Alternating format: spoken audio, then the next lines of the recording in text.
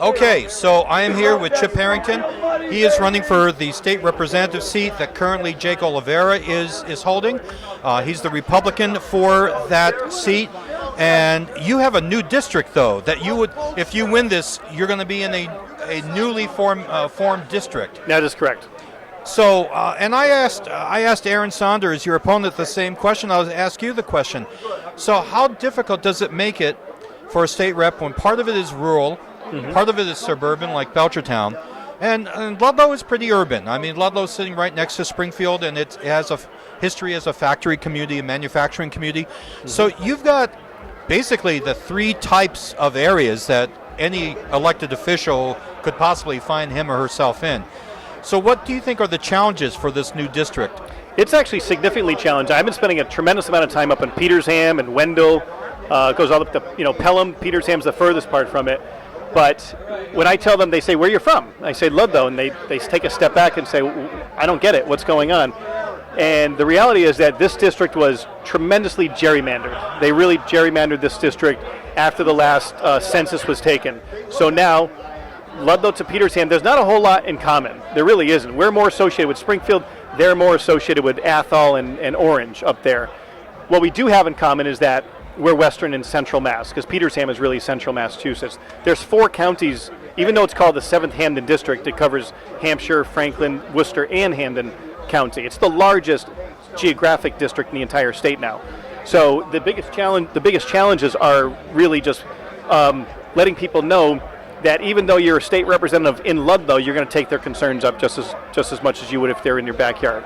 So their concerns up there revolve around the Quabbin, revolve around access to high-speed internet, and even just connectivity in many cases. You can drive up 202, you'll lose your cell phone service throughout that area at some point. So if it drops and you need emergency services, it's a problem. The second thing that everybody in Massachusetts, especially in Western Massachusetts, is dealing with is the new criminal justice reform that took place in 2021. I'm not sure if you're even familiar with this, but it requires that all part-time reserve police officers go back to the academy and get a full-time certificate.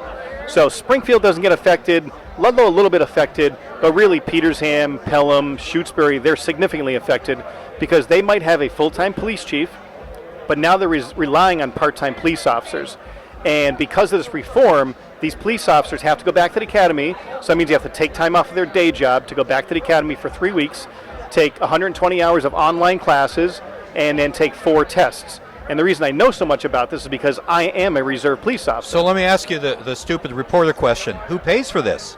Who's going to pay for this? The legislature did put a line item in their budget to pay for the reserve academy part.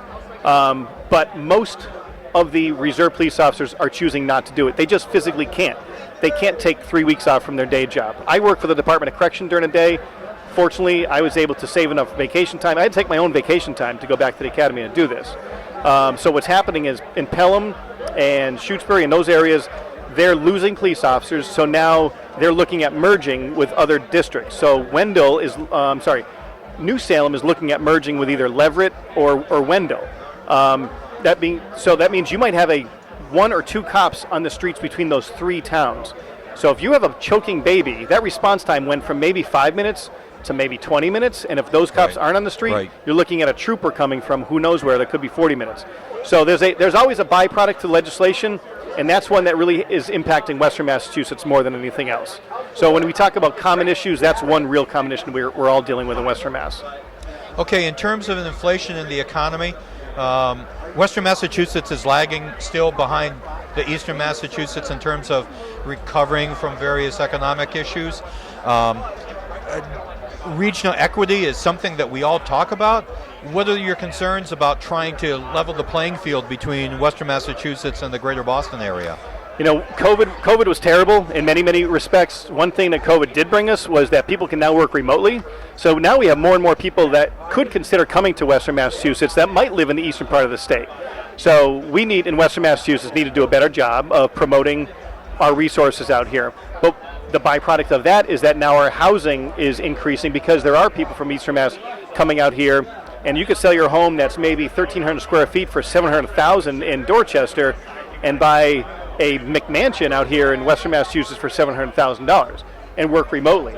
So the economy is now being more spread out in Massachusetts, probably really in all rural districts. So we can benefit from people coming out this way, not just remote workers, but industry considering to come out this way as well too. I know in Ludlow we have the big mill project going on. Same thing in Belchertown. They've renovated all the state school properties. So we have a lot of land, a lot of resources that we can really tap into and make it more affordable for some of these Eastern Mass companies to consider coming out here and then bring those jobs with them as well too. But it does require an active local legislative delegation working together with the local communities to make those things happen. And we're really fortunate in Ludlow to have the mills that are really ready to go and are being ready-made for new businesses to come here. Okay, so your race is going right down to November. You don't have to worry about a primary.